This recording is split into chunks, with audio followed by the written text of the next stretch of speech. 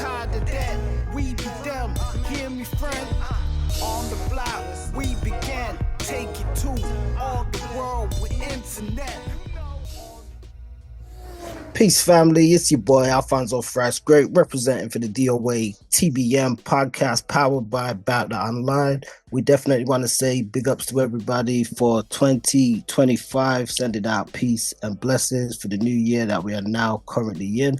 Hope everybody's been enjoying the holiday season and staying safe out there. We've heard about various tumultuous incidents happening around the world as well at the same time, so we definitely want to offer our prayers to the family in New Orleans and across the world who are going through any turmoil.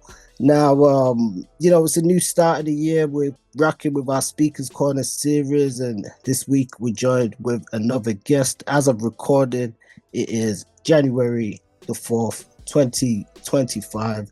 Can you believe it? We're here already.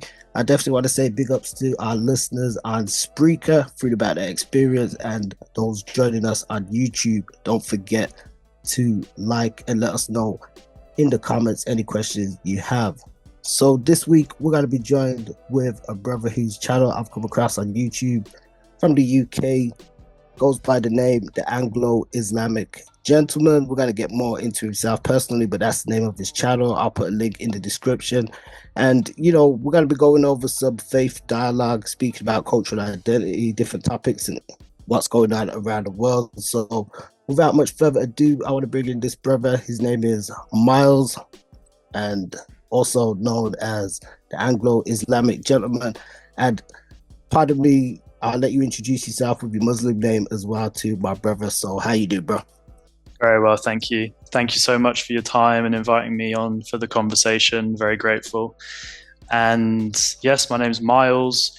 The channel is Anglo-Islamic Gentleman, like you say. The sort of Arabic name that I use is Abu Mustafa. Abu means father of. The opposite of Ibn or bin. So you hear in the Arabic world, there'll be, most famous example, of course, you've got a bad rep, and rightly so, Osama bin Laden. Osama, the son of Laden. So whatever your father's, that's his father's name incorporated, and Abu is the opposite. So Abu Mustafa, my son is called Mustafa. So in Arabic, Abu Mustafa means the father of Mustafa. My father is called Ian, so my name is Miles ibn Ian. The Arabic language focuses a lot on lineage, or the Arab people rather. So yeah, thanks so much for having me on. I'm really looking forward to the conversation, and I'm just kind of normal dude from England who embraced Islam, which I guess makes me not so normal anymore. But I never intended to be, sticking out like a sore thumb or anything. Well, what is normal, and that's the thing, we've got so many different definitions that people are given in the world today. And sometimes, people, they say, well, okay, well, I'm not this or I'm that, or I'm part of this group or I'm part of that group. And, a lot of the times it can lead to separation. But ultimately, I believe that people have a lot more in common than there is just differences and stuff like that as well. But obviously we'll get into some things like that. When you were just speaking, the Arabic and stuff like that as well, how many years have you studied Arabic? How long did it take you to kind of decipher it? Because I heard it's quite a complex language. Yeah, I've been Muslim for 3 years, and I've been in Egypt for 3 months. And the predominant intention for coming to Egypt was to study the Arabic language. And the reason for that predominantly is to be able to comprehend the book of Allah, the Quran, because of course it is in the Arabic language. So I'm an absolute newbie. I'm an absolute beginner. The current course that I'm doing at the Markez, is like a center of Arabic language, is called Muqaddama. Muqaddama in Arabic means the introduction. So I am very, very basic. But of course, as a Muslim, it is obligatory for you to understand a very small amount of basic Arabic. For example, we recite the prayer in Arabic. So one has to get to grips with that pretty soon. So I really am right at the beginning, but a lot of the Islamic terminology I picked up when I first embraced Islam. So that's why I'm here, though, brother. The Arabic language is the most important thing for Muslims, 100%. Yeah, I've always heard that. I mean, especially when it comes to like, obviously the Quranic texts and stuff, you do hear often that the translations aren't as much as they're accepted. They say it's not, as accepted as the original text, which is obviously in Arabic. I mean, the Quran is in Arabic, so the translation is not actually the Quran. If we want to sort of get to kind of almost strict definitions, what it is it's a translation of the Quran. And so sometimes people will say, well, I've read the Quran. To me, if somebody says that they've read the Quran, depending on the context, I either know that they mean the English Quran, or I'll then inquire, oh, so to be able to comprehend the Quran, one has to pretty much have mastered the Arabic language. And if one hasn't mastered the Arabic language, I guess we could see it. Mastery would be probably a better understanding of the language than what we would have of English. Kind of an English speaker who is fluent, who has been raised with the language, they're obviously very strong. But that extra kind of sprinkling of knowledge that would allow you to actually effectively teach the language. You would have heard of these TEFL courses, teaching English as a foreign language. And because we will intuitively know how to use the language, and we'll hear when there's a mistake, but we might not necessarily be able to explain how to correct that mistake. So 100% you're correct, brother, that quoting the Quran in English, in my opinion, and this is also a very ubiquitous, all-encompassing opinion, is effectively futile. It's an approximation at best. It is almost like a picture. If the Quran is HD, high definition, then the English translation is like those PS1 games at best back in the day. Then first PC games, bare pixelated. It's not it's not GTA 6 that's coming out. It's not wicked graphics. It's old school, and as a result, a lot of the nuance and beauty is missed. And as you said, misinterpretation and problems can come in as a result. Oh, definitely. And I mean, to kind of get back to your name of your YouTube channel, the Anglo-Islamic Gentleman, as you said, it's something that's not necessarily quite strange, but could be deemed as strange to some in today's current climate, just from somebody might see as not like an oxymoron, but it might be like, oh, well, how do you compile all those things together? So I guess I want to ask from that, if you could share a bit of your journey, what was it that inspired you to convert to Islam? I mean, the first and foremost, the channel name was inspired out of kind of a series of events that happened to me. That basically somebody was like, you can't be Muslim. You're white. You're an Anglo-Saxon. I was thinking, all right, so this guy clearly thinks that English people, white people, can't be Muslim. So then I knew that the Anglo-Islamic title would certainly kind of raise some eyebrows, would get people kind of interested in the content. And then the gentleman thing is that, a big thing of Islam is adab, is manners, is to be, to have decorum and be polite. And I was raised, even though I was not Muslim, I was raised with a focus on manners. And so I thought, well, everybody, why wouldn't you want to be a gentleman, right? Open the door for the lady, look after your elders, just have like basic respect.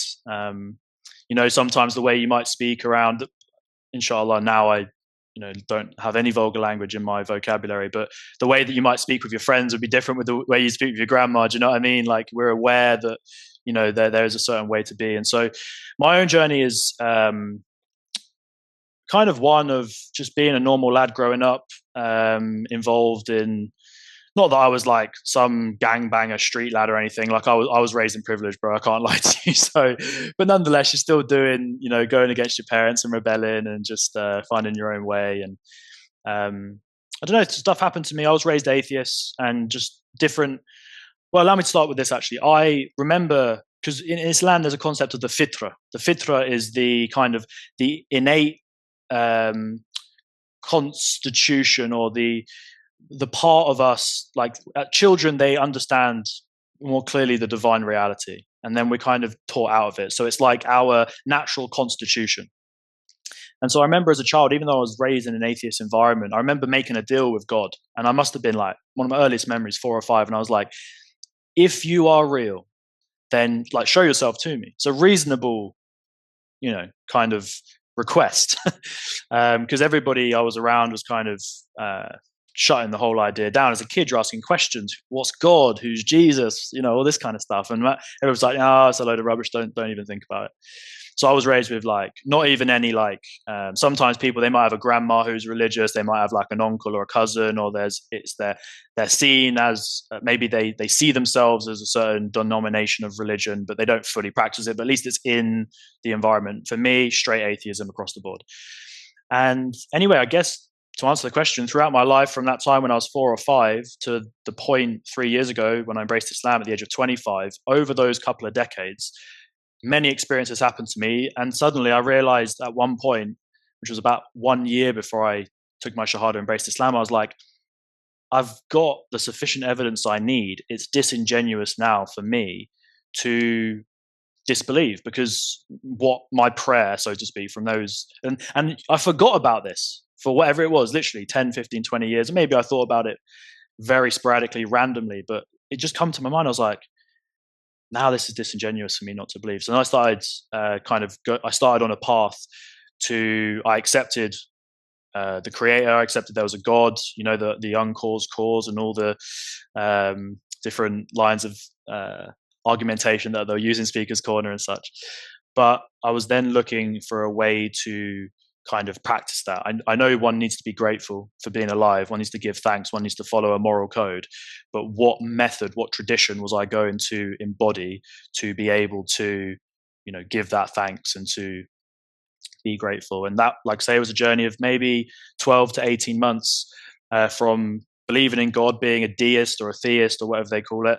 12 to 18 months later, after going down a Christian path and a Buddhist path and a Taoist path and a bit of a comparative religious study, I embraced Islam, alhamdulillah. Okay, so I mean, I was going to ask that as well, if there was any, looking at other religions and stuff like that, because a lot of people, especially within the UK, primarily went to maybe Roman Catholic schools, and even though maybe not everybody grew up following even Christianity or Catholicism or anything like that, there was always probably that close association and stuff. So sometimes I find when people looking into religion and stuff, they will probably look there first. So there was a sense of you looking at other religions and stuff as well. Absolutely, yeah. First and foremost, bro, it was a trip for me. It was a shock for me just to even believe in God. When I was throwing this out to friends and family and stuff, they were like, the biggest step I took was believing in God, not becoming Muslim. That was almost like when I said, for a short while, I said I was Christian. They was, oh, well, you already believed in God. It's a bit weird, but we're not going to do it. Don't kind of preach the Bible to us. And then when I embraced Islam, it was like, well, he's already told us he believes in God. Then he was Christian. Now he's Muslim. It'll be something different next month, next year. He's just on his own little spiritual journey. But yeah, I had no skin in the game, bro. I was completely, I studied philosophy at university. That was my, in Southwest London. That was my discipline once I left school. So I studied philosophy. It was predominantly ethics based as well. And also, I was also really interested in death as well. So the connection between morality and mortality and how we should live our lives, and animal ethics. I grew up on a farm, so I was interested in how humans should not only treat other humans, but whether they should differentiate between humans and non-humans, animals. And I was in a bit of a veggie, vegan vibe and stuff for quite some time as well.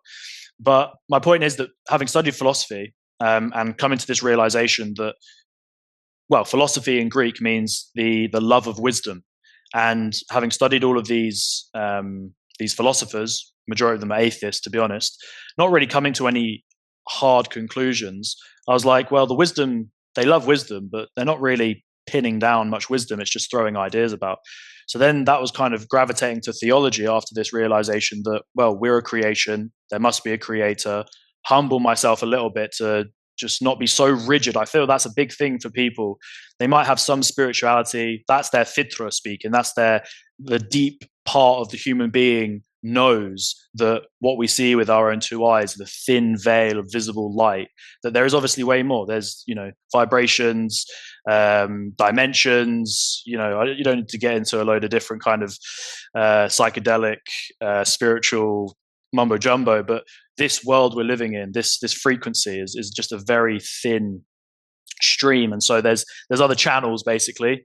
Life after death is not that hard to conceptualize once you understand that it's not just this like rock hard material world, this is it, and when you die, consciousness is the most kind of misunderstood, well, not even misunderstood, it's just not understood. Science can't pin down, it can't locate consciousness. It's one of in a very interesting book actually by a fellow called Rupert Sheldrake, Science Set Free, or the Science Delusion.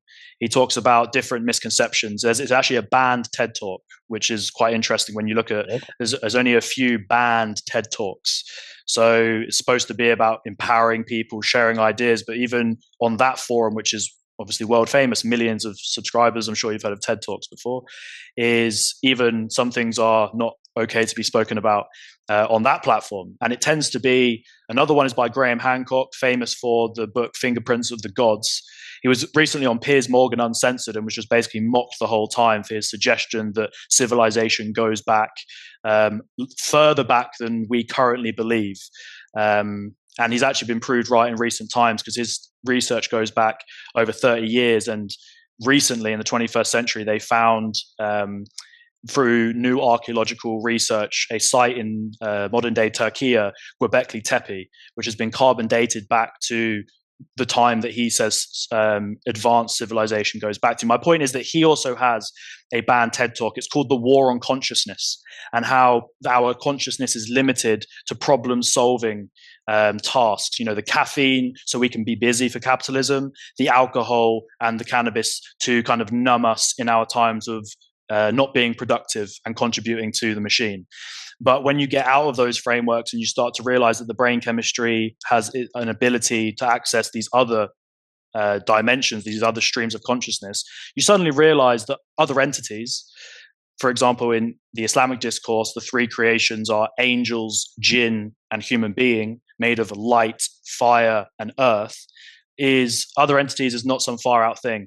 Consciousness, and this goes back to the other band TED Talk, Rupert Sheldrake, consciousness not being, and memory also, not being something stored in the brain, but more of a transmitter, in the same way we use a radio or our channels on the television. Many things are happening simultaneously. Consciousness, we're receiving our consciousness coming in. So then the idea of consciousness existing separate from the body is not some far out thing. I think conversation is shut down incredibly quickly by hardcore materialist, secular atheist scientist type folks who haven't even really got a deep understanding of like reality itself. And so went off on a bit of tangent there, but I studied philosophy at university. And so I didn't have any skin in the game, bro. I was looking objectively at the whole situation. And from my understanding, when you break down the different traditions, obviously I came to the conclusion that Islam is the objective truth. And I think that that's a really important thing, because that's what I studied in philosophy, is the difference between objectivity and subjectivity. I think we live in a world where people, like my friends and family, this is what they basically said: good for you, that's your truth. And that's fine if people want to contextualize like Islam, for example, or objective truth that way. But I'd like to look at things separate from my own life, separate from the opinions of others. I was hyper motivated to find an objective truth. Now, an objective truth doesn't care about individual subjective truths. And this is really what I find fascinating, is that just because one person can have their truth and another person can have their truth, aka subjective truths, these are irrelevant in comparison or related to an objective truth, if that makes sense. And that was really my search, and I found it with Islam through a process of elimination. Once I didn't even want to become Muslim, I'm not going to lie to you. Like when I came to Islam, I kind of pushed it back and I was like, I'm going to keep looking. I'll start researching the Hare Krishnas. I'll get into that. You know, that's quite nice. Hare, Krishna, Krishna. They're nice guys. They're vegetarian. You know, I see them chanting and stuff in the town. And it was basically, I came to Islam because I was like, I believed in God. And in my opinion, the guidance will come in a way that is not, again, subjective. People say I believe in God, but I have my own personal relationship with God and I do it my way. I don't think that what doesn't seem right to me, at least, or what I did dabble with, but it just didn't sit right with me, is that I would live kind of a solo spiritual path rather than attempt to have the humility that the path has already been trodden, and to kind of get on a bandwagon for something that has already been secured and solidified would make more sense to me. So it was a process of elimination, to conclude. And after not being able to accept any of the other great traditions, the final one was Islam. And funnily enough, it's also the final revelation for all of humanity. So, the Jewish revelation came to the Jewish people. A lot of the religions are basically location, they're geographical, and as a result, ethnic religions. So, for example, Hinduism is of the subcontinent. Buddhism is of, generally speaking, Asia. Christianity, Jesus came to the lost tribes of Israel. So it's same as Judaism. Moses came to the Israeli people. So I love the fact that Islam is very clearly stated as the perfect religion for all of humanity. And I tell you, sorry to go on, but I also I was reading at the time when I first kind of became Christian, because at the time of process elimination, I was like, well, I'm English. I live opposite a church. I know the Lord's Prayer. I'm singing the hymns in primary school. Do you know what I mean? We're English, innit? We're like Christian. So I was going to church and that for a bit. But the issue with Christianity for me, ultimately, was the fact that they see Jesus as a man. He's a man who is God, who came to earth. I just couldn't really vibe with that. But at the time, I was reading Mahatma Gandhi's autobiography, and in there, obviously, he's got a famous quote: "Be the change that you want to see in the world." And I thought, and I was Christian at the time, but in my what I would do, like Sunday reflections after going to the congregation and everything, I'd go home and I'd write kind of, my own thoughts and feelings, spiritual journey and that. And I was writing like, I'm Christian, but I don't believe Jesus is God. And I'm kind of listening to some Islamic stuff. I'm kind of vibing with that. Like, can I be Christian Muslim? Like, what's this situation? And I come to the realization, which is true, but this would just be Jannah. This would just be paradise on earth. If everybody was Muslim, then the world would be literally perfect. It would be amazing. Because the way, for example, in Egypt now, I live in East Cairo, where the Muslim community is a very, very strong majority. So it's not anything like, living in Manchester or Milton Keynes in England, where you're like very small percentage, 5 to 10%. 90 to 95% of people are Muslim here. And the way, the brotherhood, the camaraderie, the way that people are together, it's unlike anything that I can say that I've experienced anywhere else. And I'm not well-traveled, I'm not poorly traveled either. And so for me, it's just such a beautiful religion. That's my own experience of it, but I didn't know that coming into it. And I kind of thought I had a get out of jail free card. It's like I was this and I didn't work out, so I left. I was this, it didn't work out, I left. I was this. So I come to Islam, I just went with that same mindset, come to learn, come to grow, come to try and find the problems with it. If I find the problems, bring it to them. And if they can't answer it, I'll get on my way, do you know what I mean? And keep searching. But alhamdulillah, since embracing Islam, I've only grown in knowledge, and I've only grown in my what we say in the Arabic language, yaqeen. Yaqeen is certainty. And alhamdulillah, sorry for going on. Oh, no, it's okay. We appreciate the context. I'm sure our listeners and our viewers will definitely appreciate to hear from somebody like yourself as well, just because I feel as though, especially when we talk, maybe from a religious standpoint, people are accustomed to just hearing one sort of vein of conversation. So sometimes it's good to hear something different. And as you said, you've studied like philosophy and different things as well. So you're not necessarily just coming from a one, chamber of information and stuff like that.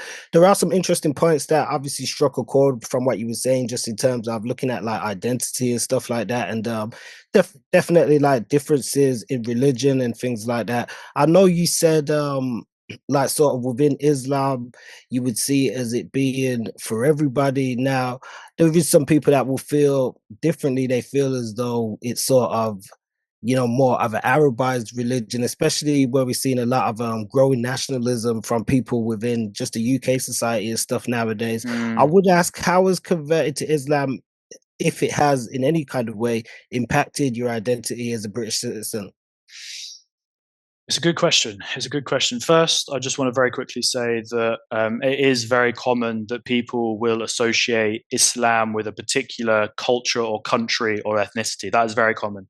But that does come from, and this is because I think sometimes the word ignorance can feel like a bit of an attack. So I don't mean it it's a misinformed. You just don't know. You just don't know, exactly. It's without knowledge. It's quite simply not the case. I mean, even when it comes to being Caucasian, being white-skinned, Caucasian, the word itself, it relates to the Caucasus Mountains. The Caucasus Mountains is in a region where white people live. You're now talking about, Russia, Dagestan, we got the UFC brothers and stuff. They're white-skinned. Yep. You also come into the Balkans. So you got the Muslims in, modern day, where they may be Macedonia, Bulgaria, Bosnia, Serbia, all of these areas, Kosovo, so on and so forth, Albania, and Turkey also is, those people are, and even Pakistan. When you get into these regions at the top, these brothers are white-skinned as well. So it's not a specific country, culture, or ethnicity, but that is certainly seen to be the case. And very quickly, you also mentioned in the UK, because the vast majority of the Muslims are of the subcontinent, and even more predominantly, more specifically, the subcontinent includes the Bengalis, the Indians, and the Pakistanis, but the Pakistanis are the largest group here. So really, when people think of Islam in the UK, they're going to associate that 9 times out of 10 with Pakistanis. So that's really the entangled situation there.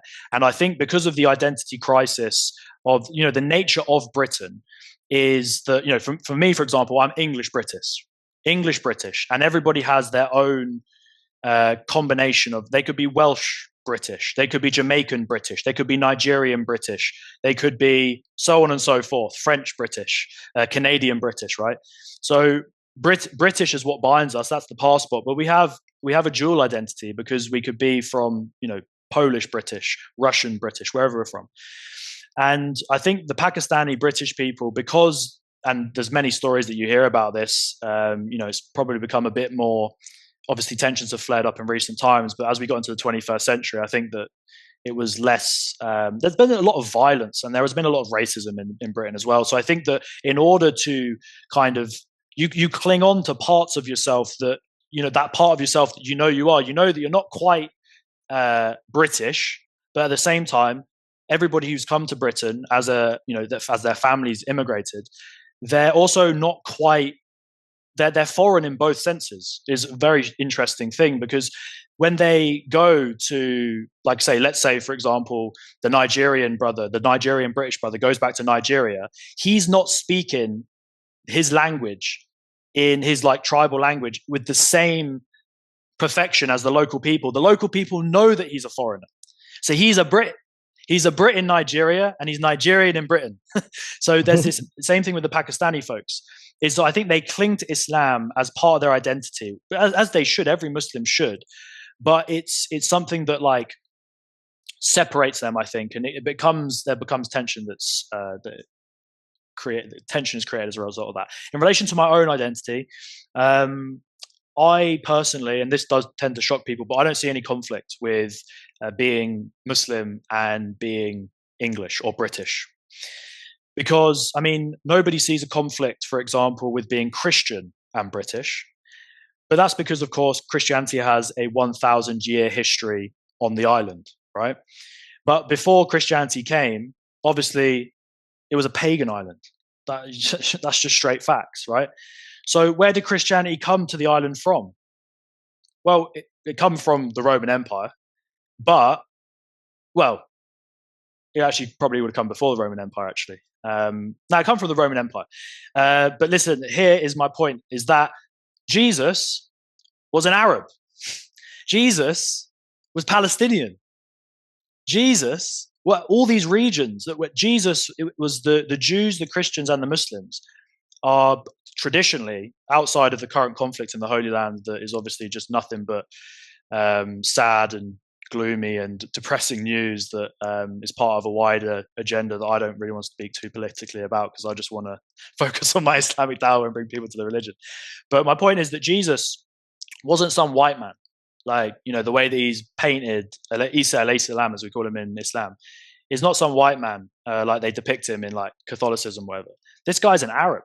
So Christianity is an Arab religion, just like Islam.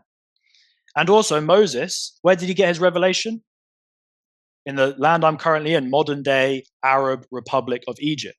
So Judaism, Islam, and Christianity, the Abrahamic faiths, Abraham was an Arab. They're all Arab religions. So why now can Judaism and Christianity, you hear the what do they call it? The Judeo-Christian, what do they call it? Judeo-Christianity. Thank you, sir. Thank you. The Judeo-Christian values, or, you know, it's almost like it's been accepted as European when this is Arab too.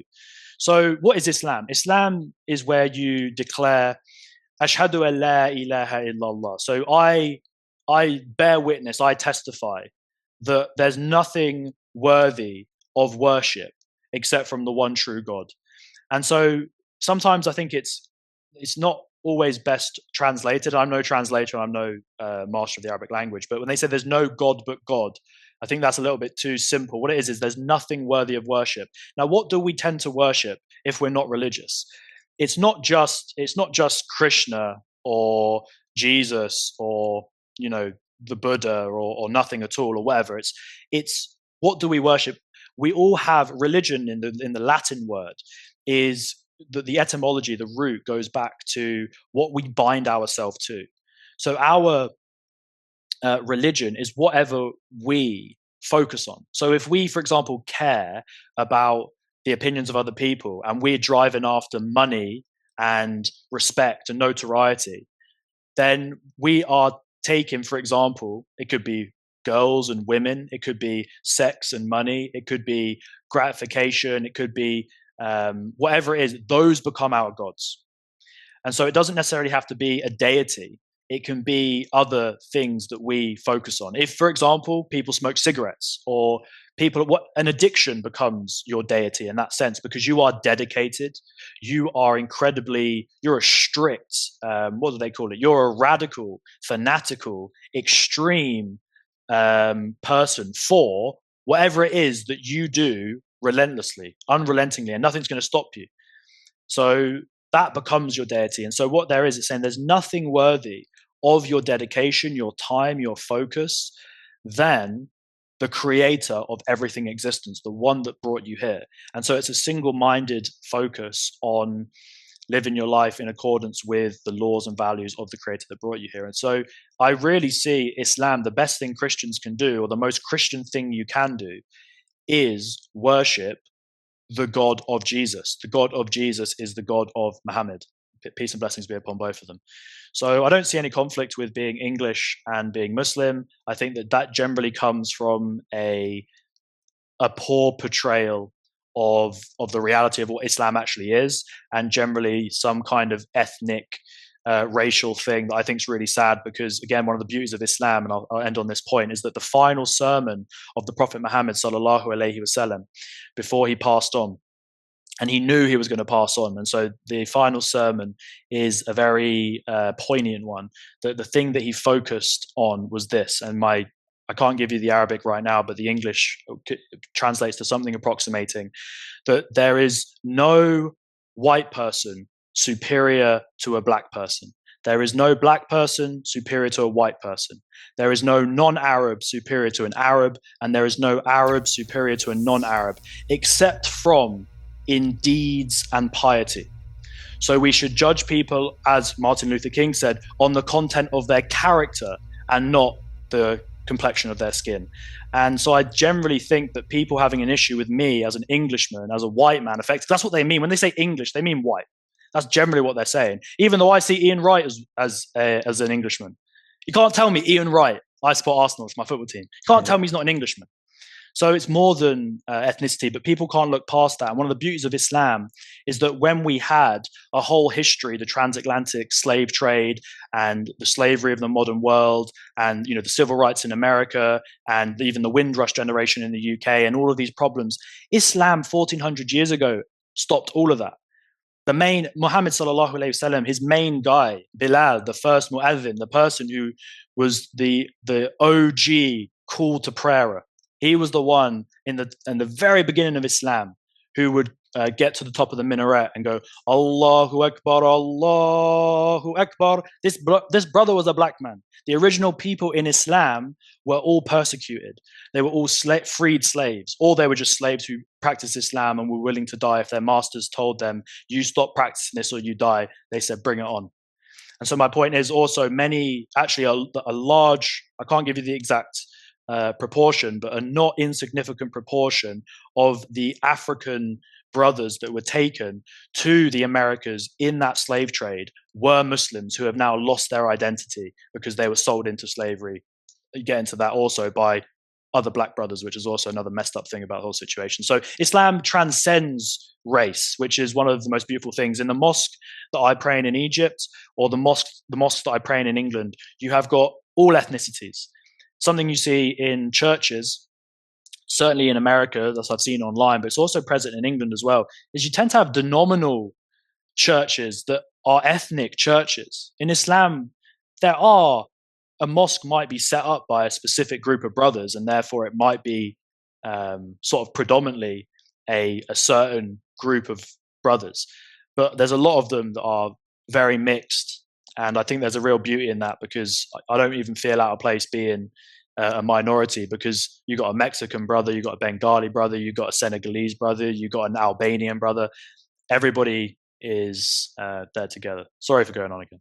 Yeah, no, I mean, you made a lot of points. I would be remiss if I didn't mention. So I know my Pan-African people that listen, they would have something to say in contest, I should say, about the slave trade, because we do hear a lot of charge. I don't know if it's necessarily towards Islam or towards the Arab world, where people speak on the sub-Saharan slave trade and stuff as well, which they say was quite horrific, more horrific than the transit. Now, here's my thing. I'm not really one for comparing, like, I think, the slave trading period is horrific, regardless of who does it. I think sometimes what we see in society nowadays is sometimes people are like, oh, well, this group did this, this group did that. It's like we spoke about Speakers Corner earlier, and sometimes people, oh, well, the Christians, they did the Crusades and stuff like that. We know that a lot of atrocities have happened, but we can't necessarily lay in the charge to, I guess, one group of people. But what we do see is a lot of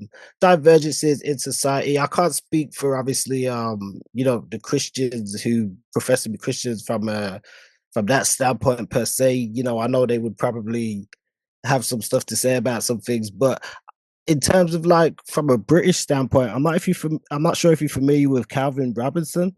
He's he not to be confused with Tommy Robinson, although I know he's I know the brother. He had the afro, he cut his hair. He had the afro and stuff. Yeah, he's down with the group now. I just want to share something that he posted today on his social media now, because even when you were just speaking about some not necessarily the issues within the UK, but how people have somewhat of a discontent towards some of the Pakistani Muslim community. We've heard a lot of, obviously, the grooming gangs and things like that. And I'm not saying they're the only people that commit those things. As I've said, if you've got white people that are committing messed up things, black people, so I'm not just like gonna jump on one group if it happens to be members of the group that partake in such criminal activities. However, like what Calvin, he put on his social media today, it is quite controversial, is very quite anti-Islamic in a lot of the stuff that he says, especially, I've heard him even call for saying there should be new crusades again and stuff like that. But this is something that he put up. He said, Mohammedism is evil. This is not, to be clear, a British problem. This is a Pakistani cultural and Muslim religious problem that is taking place in the United Kingdom. And to give some context, this is in regards to him speaking about some grooming gang issue. And he said there should be no place for Pakistani Muslims in the UK. multiculturalism equals systemic rape of young girls. And he says Pakistani Muslim gangs have been operating unimpeded in the UK for decades. The establishment covers it up. Leftists make excuses for the sake of diversity. Everyone who attempts to distract from the truth by exclaiming racism is complicit in the rape of young girls. Now, this is a man of the cloth and stuff, and that's quite a heavy charge. We know that it's definitely heavy issues and stuff that's happening, but I mean, what do you think of something like that? That's just something you posted today. We were just speaking about just how people have, I guess, highlighted the Pakistani group within the UK. Yes, thank you for asking that question. Firstly, I want to also thank you for your initial comment in response to what I said. Actually, immediately humbled me, and I want to just say this, that when speaking about, for example, the transatlantic slave trade, is that even though, of course, America, all the people that went there, they went with a religious zeal, and there was a lot of religious denominations that pop up in that early period of America. And I'm not saying for one second that I don't want to attach Christianity to that, and nor should I. Should also make a very clear distinction, and actually leads into this point about the rape gangs and this comment from Mr. Robinson, is the fact, or rather Father Robinson, is the also what Muslims do, and it's not for me to say who is a Muslim and who is not a Muslim, because that's beyond me, but what Muslims do is different to the very clear and objective deen of Islam. In the same way that I'm sure Father Robinson would say, or Brother Robinson would say, that what Christianity says and what people do, we have to distinguish between these two things. So that's the first thing. And so what my main, and I actually released a video about this today, I'm pretty sure, or yesterday, is that what I don't like is this, in that very post, I feel, to be honest, that it's either disingenuous or it's misguided, because saying Pakistani Muslim rape gangs. Now, if anybody knows anything about, like I said, that distinction between the actions of individuals who may be nominally Muslim due to their culture being Muslim, Pakistan, of course, being the first secular Muslim country, and Islam. So tell me this, how can one be a Muslim in some kind of rape gang when anybody who knows anybody, and I'll say this right now because I do say this with a lot of honor, especially in the modern world, I didn't touch my wife until we were married. I didn't touch her. That's not even, now you get some Christian brothers, and I respect them for the notion of, no sex before marriage, right? But they still might go on dates and hold hands. They see the beauty of the woman, and who knows, they might kiss and cuddle, whatever. But they draw the line there. In Islam, the stringency and the strictness that is often something that is people will have an issue with, prevents it's a religion of prevention, not of treatment. Have the good diet, then you can stay off the metformin later on. Do you know what I mean? Islam is have the good diet. Other lifestyles include the metformin, which is the world that we live in today. Sorry for the detail there. But my point is this, that how in Islam, if somebody's following the basic principles of Islam that is accepted, it's not anything of disagreement. For example, the hijab. Now, again, it's not for anybody to say, you can't force anything upon anybody. But everybody knows in Islam, it's obligatory for Muslims to pray 5 times a day. It's also obligatory for women to wear the hijab. Now, if people pray 5 times a day or not, or if women wear the hijab or not, that's down to the individual. Allah, subhanahu wa ta'ala, most glorified, all high, has given us free will. And so we can choose to obey or disobey. That's the choice that we have as a human being. That's what separates us from the animals.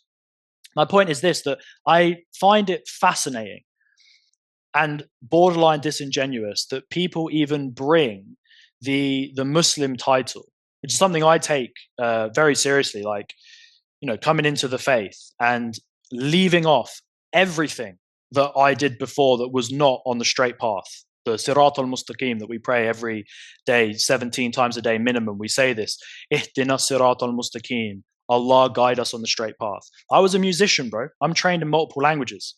I spat my bars. I slapped my bass. I performed. I was a musician. I left off music because now this is all I care about, bro. This is the Quran. All I care about is memorizing this book and joining the tens, if not hundreds of millions of human beings on this planet who have memorized a 650-page book, letter for letter, vowel and consonant for vowel and consonant, with no mistakes. That's a miracle, bro. If you can give me, or anybody of the listeners can give me another example of anything close to that, I would love to hear it, because to me, that stands out. As Allah says in the book, I have given you an Arabic Quran. Quran means recitation. I have given you an Arabic recitation that is easy for you to memorize. Those that learn it, this is outside of the Quran, but this is in a hadith, a narration of the Prophet Muhammad sallallahu alaihi wasallam, says those that learn the Quran and teach it are of the best of people.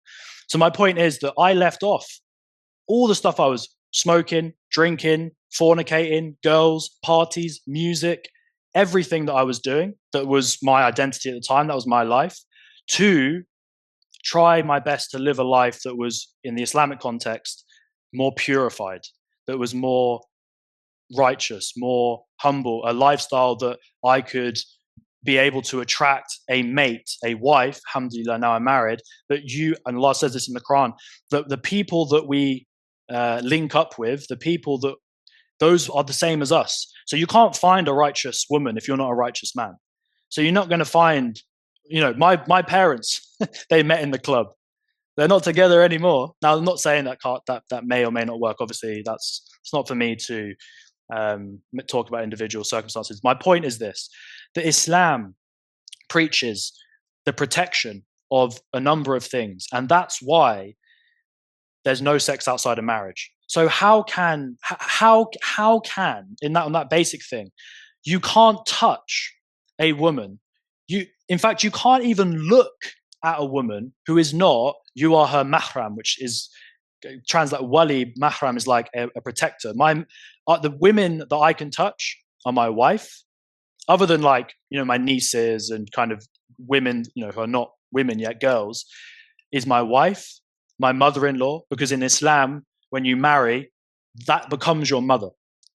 So my wife, my mother-in-law, my own mother, and my grandmother, these 4 women are the only 4 women that I can even touch. So tell me how a Muslim who's part of a Muslim rape gang can hoax in what we can all agree is some devilish situation going on, some young girls who are obviously vulnerable, who need, funnily enough, a mahram, a protector with them, because this wouldn't happen if, what are you going to let your young girls just roam randomly? You need to know where these girls are. But these girls are obviously, I don't know their individual stories, but they're going to be vulnerable in it. If they're young, they're looking for comfort, they're getting into drinking. What the Muslim gangs are, they're giving these girls alcohol and drugs, bro.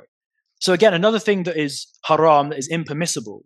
How can you, it's so oxymoronic, it's ludicrous, it's unbelievably ludicrous. These brothers, these people who have perpetrated these crimes, they are just Pakistani. That's what it is. They're British Pakistani. And from when I looked at it in Rochdale, they were British Pakistani, and there was one Afghani who was an asylum seeker. So yes, Afghanistan and Pakistan are Muslim countries. We've got no qualms there. But not everybody in these countries is praying 5 times a day, is, a good Muslim, anybody will say this, a good Muslim should be reading this book every single day. Just like a musician practices their trade every single day. Just like a athlete does his training every single day. A good Muslim, the Muslim is so connected to their mushaf, to their Quran, that they love it. In fact, we wash ourselves. I'm still in a state of purity from the final prayer that I prayed just before we came on. We wash ourselves before we even touch it. So Islam is all about purity. So when you start talking to me about degeneracy and about dirt, it's so oxymoronic, it's unbelievable. The other point to be made there. So I just find it shocking that in the news, whether it's this father Calvin guy, or whether it's any of the mainstream news outlets, the fact that they throw the word Muslim into this issue when it has nothing to do with Islam, by definition. In fact, go on after you, sir. Oh, yeah, no, I was just going to add on to that, because that was actually one of my questions, I guess. How do you feel about the portrayal of Islam in the British media? Obviously, you mentioned it somewhat there. We see GB News, a lot of other mainstream media sites, and they do take a lot of shots at Islam in a lot of ways and stuff as well. And, some people, they may see it. Some people feel as though it may be warranted due to the fears that they have. I'll just kind of, I guess looking at that, how do you approach those, what you would call misconceptions? Now, I guess, obviously, as you said, with your experience and just your own, like betterment that you found for your own life and stuff through Islam, you would find it oxymoronic, somebody claiming to be a Muslim and doing those things, although we know people can claim, I guess, come from any kind of group and commit heinous acts and stuff like that as well. So it isn't necessarily just then that you can charge the whole group for it, because there are definitely not everybody that gets down in those kind of ways and stuff like that as well. But we do know that fear is quite high right now with a lot of people, with just hearing a lot of stories. We just heard about the incident in New Orleans. People say that was terror related. People feel as though on a high proportion that there's I don't want to say disproportionality, because to me, you shouldn't really compare who does the most in some of these things, especially when it comes to such like heinous acts. But a lot of people are charging certain people from certain communities. Now, as you said, that could be more of a community thing. Recently we heard about the horrific case of Sarah Sharif, rest in peace, and I was actually shocked, because a lot of, I know a lot of Muslims, friends, associates and stuff as well. And more so people from the Asian community, they wasn't really that vocal about it. Like, not to say they, should have been, I'm not trying to be like Piers Morgan, oh, you got to condemn this, you got to condemn that. But maybe some things, I don't know, there might be a cultural thing. Like sometimes, in different cultures, they have different things. What I don't want to say are accepted, but people like, even like Jamaican culture, some people beat their kids, some people, there's different kind of things. Some things can go beyond obviously that, but I feel as though sometimes maybe culturally there is probably differences, and people may sometimes misconstrue what some people may do culturally or from cultural group standpoints, as opposed to religious group standpoints. And I just wanted to say that too, because you mentioned even just Christianity and Judaism, and ultimately, I believe all those religions and Islam, they've accepted, each other within the Abrahamic Accord. But however, we do see, even with what Calvin Robinson put out, this isn't the first time he's been very adverse towards Islam. I think there seems to be a growing sentiment from, I don't want to say all Jews, but some Jews and Christians towards Islam now, even though there has been the Abrahamic Accord before, and people say, okay, it's the Abrahamic religions, but now there seems to be more of, I think, an adverse reaction from a lot of Christians and Jews, even a lot of Christians citing that they feel Islam is evil or is anti-Christ because it goes against their belief of what they see as Christ and Christ coming back in that sort of sense. So, there's quite a lot of stuff going on, but yeah, I'll just say, how do you kind of handle those, what you would see as misconceptions in the media and stuff as well? Yeah, well, I mean, first and foremost, it's part of the Islamic Aqidah, which is to say creed, that the Muslim, we believe Jesus is coming back again as well. So there's a lot of things that, Christians and Muslims and Jews all agree upon. And I don't know, there was another part in what Calvin Robinson said, which is the bad thing about multiculturalism. I think what this is, it is the issue of multiculturalism. We're living in a time where you've got a brand new experiment. Those, for a lack of a better term, foreign people who are accepted are the ones that assimilate best, which means that they're no longer foreign. They're native, because they're acting like the indigenous population. And so, and then the other thing about cultures, I mean, when we look at this would be true of Christianity as well, because it's currently the largest religion in the world and exists across many different cultures. But Islam is the same. I mean, you've got you've got what will be maybe 6 or 7 times the number of Muslims in China as you do in the UK. I mean, there's not an insignificant number of Muslims in the UK, especially when you're in the cities, London, Birmingham, Manchester. They're very visible. So you've got like whatever that is, a tiny proportion. You've got like times that by 6 or 7. There's bare Chinese Muslims. There's bare Indian Muslims.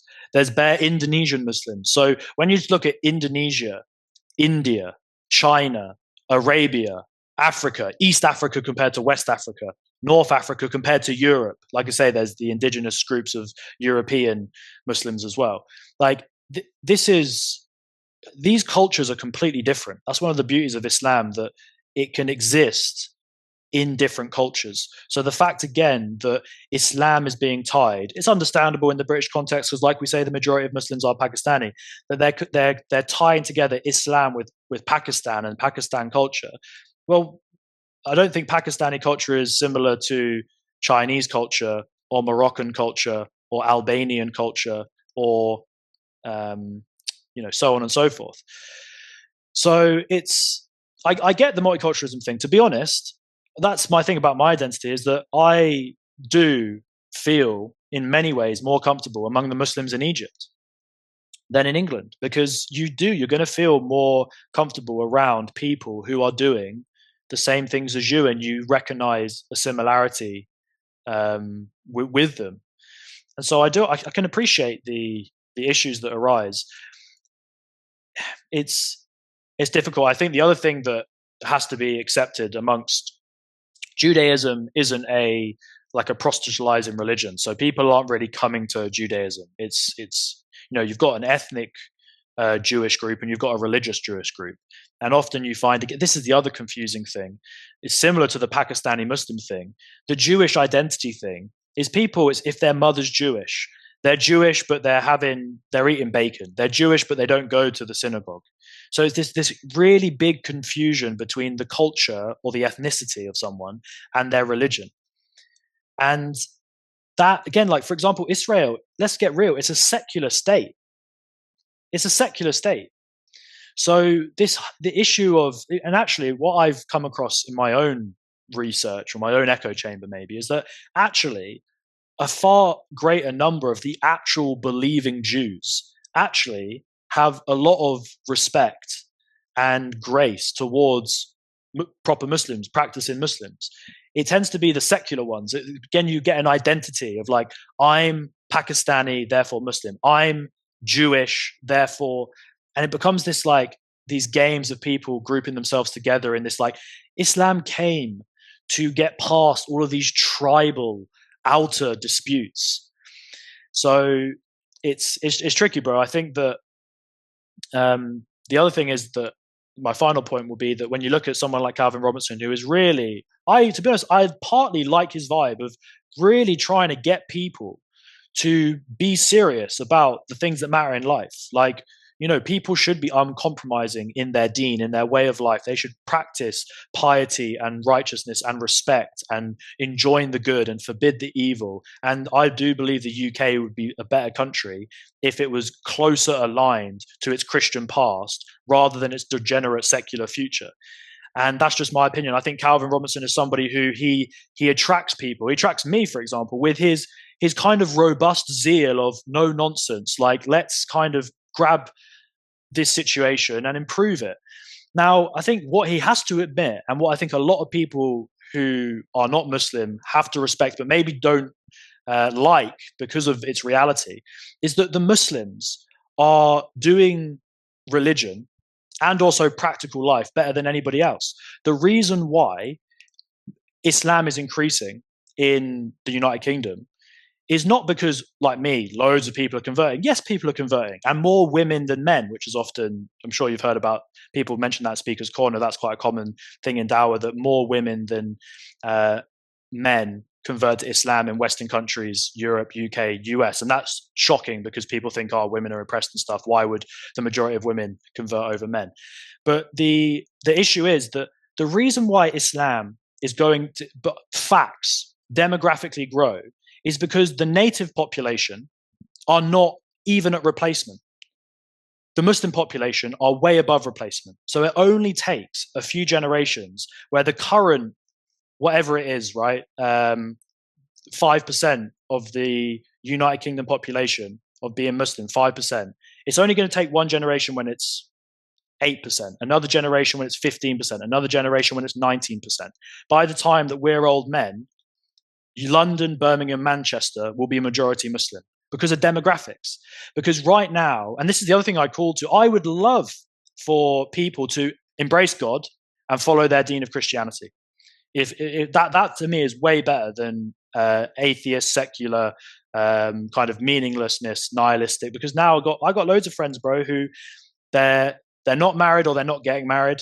They're not having kids or they don't want kids or they're getting older. And the stats have come out on a very interesting documentary called, I think it's called The Birth Gap, that once a woman gets to the age of 30 years old, statistically it's 50-50 that she will ever have kids.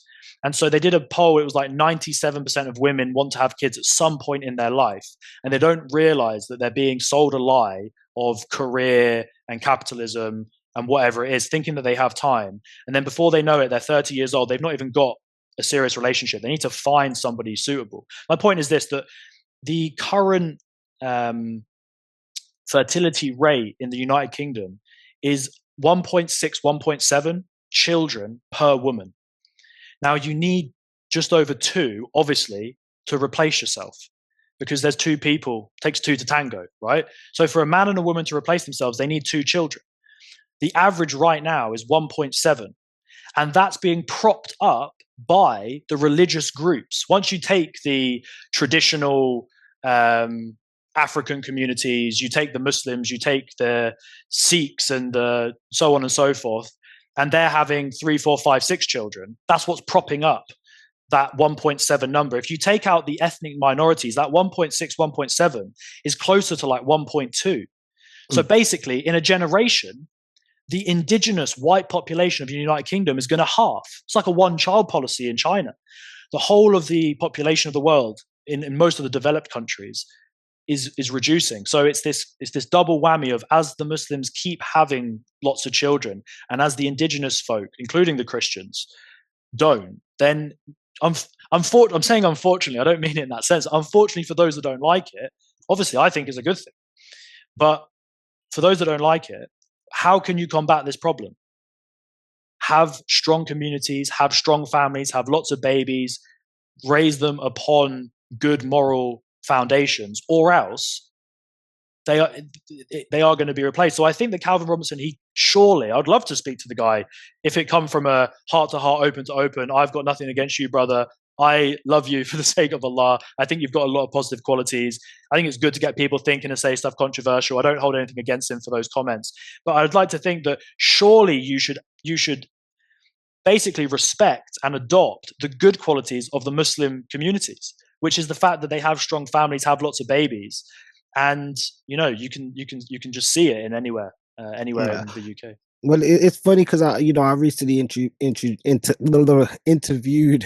a brother from the Church of Scientology. Now he actually put together an event called Pachamama, which was like a humanitarian event, all about bringing together people from different groups and backgrounds, because they're very heavy on religious freedom and stuff as well.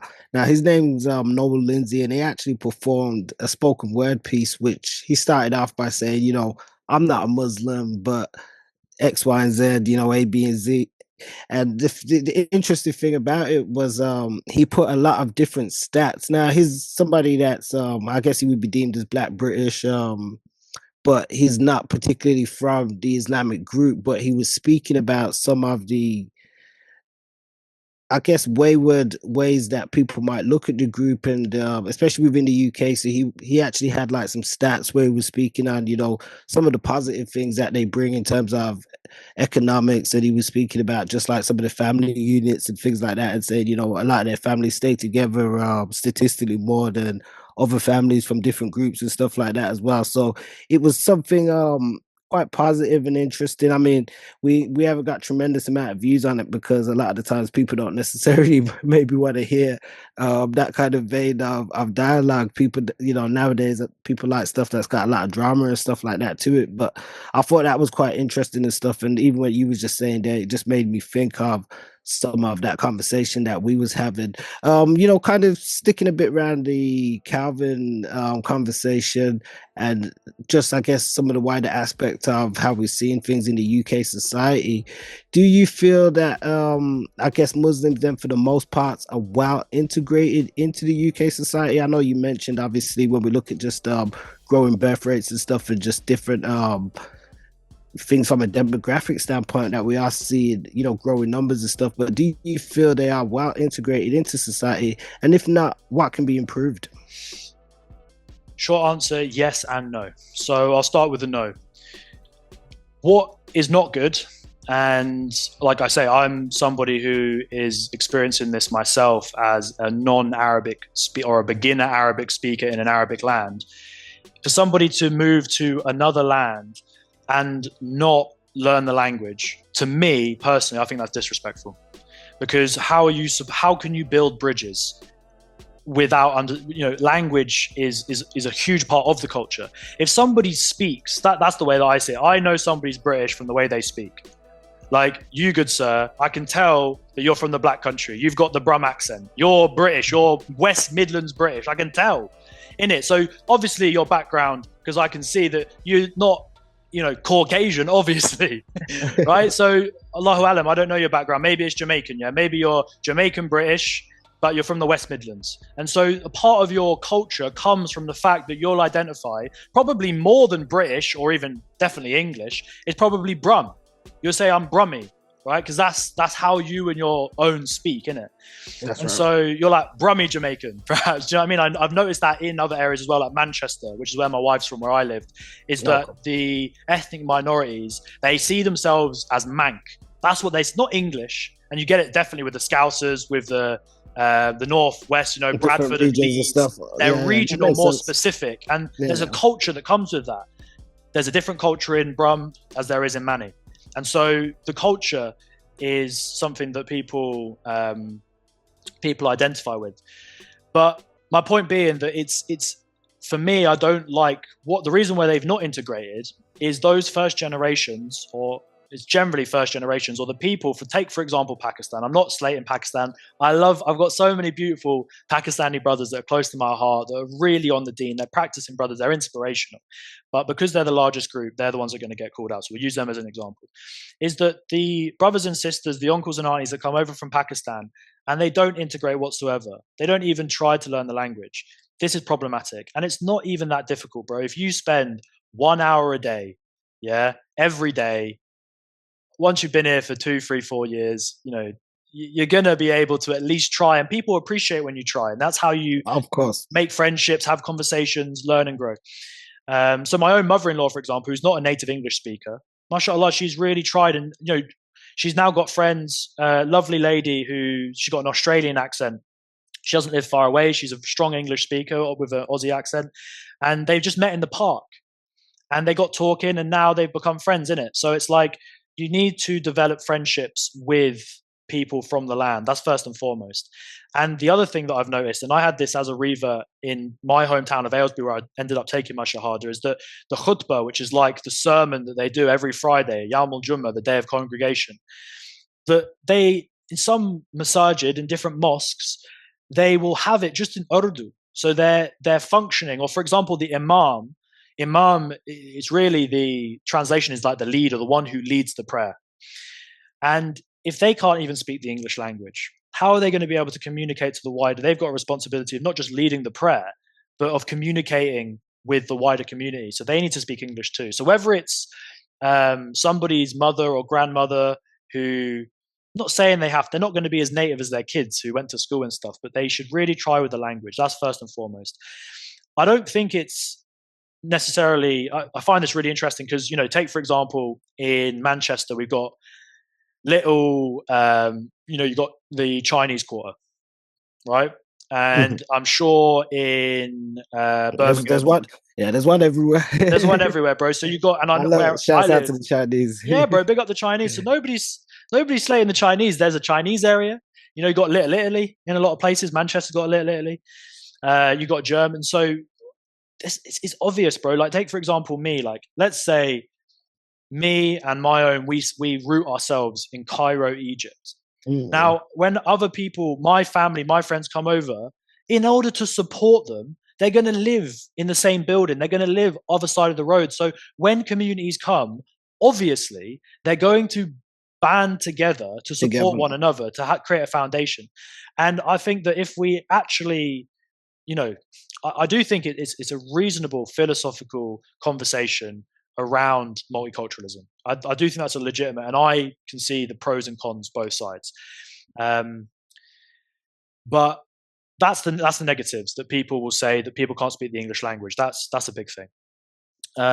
But the integration, bro, is obvious for everybody to see. The first people that passed on during the COVID period were Muslims, doctors and nurses in the NHS. The Muslims disproportionately, based on the population, you know, if we're as a percentage 5% of the UK, I can't give you the exact stats, but I'm pretty sure it's over double. Don't quote me on it. 5% Muslim population in general, and it's like 11, 12, 13, 14% of the NHS workforce are Muslim. So we are disproportionately working in fields such as education and healthcare. By far, this is the other interesting thing that again is just outright fact, is that the Muslims are amongst the lowest socioeconomic demographic group in the UK. So they're not rich people. They're at the bottom, but they disproportionately give the most relatively in charity. So just those two examples off the top of my head should tell people that how that's what the brother had in his the side. He had that stat, one of them about the charity and stuff, and that was one of the stats. Yeah, and I ain't got the numbers, but yeah, he did have something similar. There, bro. It's and, there. You know, he did the research and stuff as well, and I think that was the purpose of why he wanted to do it, because he wanted to put out something that was different to what, you know, people generally just hear. And oftentimes people hear the negatives. I will say, you know, even just to build and add on to what you were saying, and you know, we're not pointing out any particular group just for the sake of it or anything like that. As you said, we're dealing with just the geography of the UK and stuff as well. And obviously there is a high amount of, obviously, you know, Pakistanis as well, just like there is Jamaicans and, you know, other groups and stuff. And I think from what I've noticed myself, and this isn't all of them, because you do have some, like, you know, brilliant people and stuff as well, but there is because when you mention like the Chinese and stuff, now one thing, if we look at even like the stats and the censuses and stuff, a lot of the Chinese, like, their money is not really accounted for. A lot of it is they operate privately, like they don't really take nothing from the government as such, and you know, they kind of just get on with things, and they don't really get into issues with others. Not to say they're perfect or anything like that, but I think in terms of maybe with like some of the Pakistani groups, people have saw the differences where they're involved with the system and with certain things and stuff, but they kind of alienate themselves from other people in a lot of ways and stuff as well. So I think, I can't obviously speak for everybody, but some people feel as though, especially a lot of Brits, feel as though, you know, they come here, they take stuff, but they don't add anything back in a wider sense or connect with us on a greater sense. And some of it could be cultural. I mean, even myself, I've spoke about it in the past. You know, I dated a Pakistani girl and stuff before, and her parents was so racist about it. It was unbelievable. And you would think, like, similar to what you're saying, you know, if you're going to live in England, you must anticipate that, you know, your kids are going to mix with people from other groups and backgrounds and stuff. And, you know, you have to sort of, not to, you know, everybody tries to get on with each other and, you know, accommodate each other. So, but some of them, there isn't really that as well. So I think because of things like that as well, it does get people's backs up when they think of, you know, just that kind of group dynamic, you know what I mean?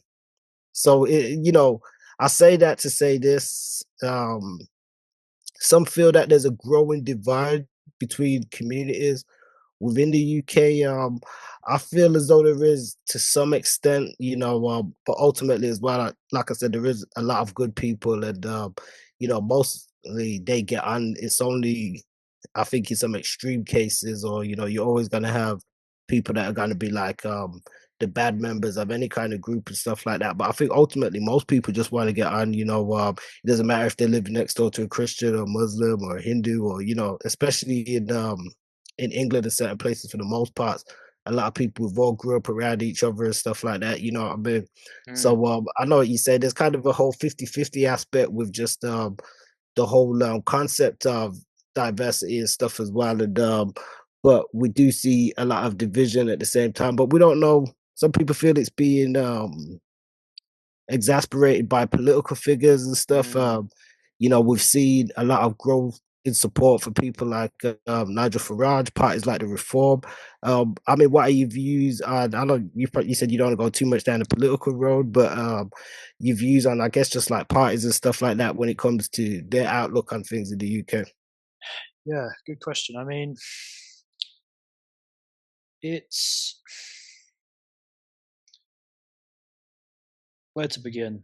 I mean, firstly, I want to say this, that when it comes to what you mentioned before that concluding question in relation to the system, people who get a bad reputation for maybe using the system, everybody's heard, don't hate the player, hate the game.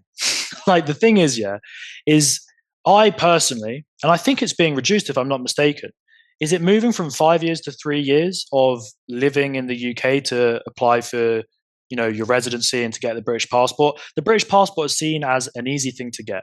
It seems as though we're kind of like, again, what's getting traction, and I think it's due to some legitimately basically bringing a load of people who don't have, because the thing is, historically with Britain, obviously it was an empire.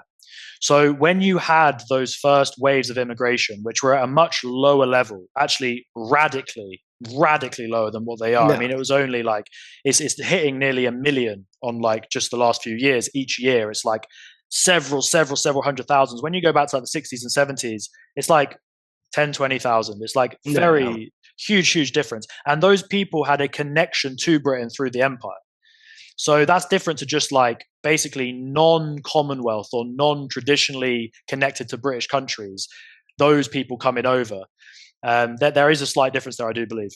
But the way I'd see it is, I personally, this is my political view now, which has nothing to do with Islam, so I don't speak for anybody else, but I personally think, and you could take, to be fair, the prosperous Arab nations as an example of this, and there are some, I think Australia is a good example as well, that you can't even go to these countries. You can't even get the appropriate, you're never going to get a Saudi passport unless your dad is Saudi. So I think that that's also a confusing thing about the identity. Or for example, you ain't going to Australia unless you are bringing in a lot of money. Do you know what I mean? You've got a profession, you've got a money, you can contribute to society. So this idea of just unskilled individuals coming to the country and getting citizenship and therefore the same rights as all the other citizens who have been here for generations and who have contributed, that doesn't seem right to me personally. I don't think it should be so easy to get British citizenship and for it to be seen across the world as something that's easy to get. And obviously every person wants the best for their family. And so obviously you are going to up sticks and go to somewhere better, and the UK is going to be an option for you. So the whole thing about don't hate the player, hate the game is that don't project your discontent at, for example, the Pakistani family that's moved here just to have a better life. Why are we not looking to the government and thinking it's really interesting now, because you're getting into the kind of stuff that I'm happy to talk about kind of sort of in specific broad political views, but once you start going down the rabbit hole of, bread and circuses, the history of the Roman Empire, of how when, there's different political games that are being played, there's different levels of wealth that the average person doesn't even have any comprehension of. And there's different forces that are playing that make one think that it's at least a possibility and a reasonable to suggestion to say that actually you could end up creating tensions in society that don't even need to be there in the first place. Because obviously humans do have a sense of identity that will rub up against another identity. And so, yeah, my main point I wanted to say there is that obviously if somebody's a British citizen and they have kids, they're entitled to have the child benefit. Like, that's just the way it is. Like, do you feel as though, you know, in your own opinion, that, you know, with the whole migrant crisis nowadays, it's affected the perceptions of, dare I say, non-white people in the UK? I'm sure it has. I mean, the thing is, my wife is non-white, right? And my mother-in-law is not a native English speaker. MashaAllah, her English is good. She can communicate, but once it comes to a more complex issue, then she'll find it difficult to understand, you know, kind of more nuanced, advanced concepts and vocabulary. But my point is that I have seen a different side, like becoming part of a family that is not English. Just the way that, I mean, even yesterday when I went to play paddle, it's like similar to tennis, this game. It's like a combination of tennis and table tennis and squash. Okay. Yeah. And there was a load of brothers there.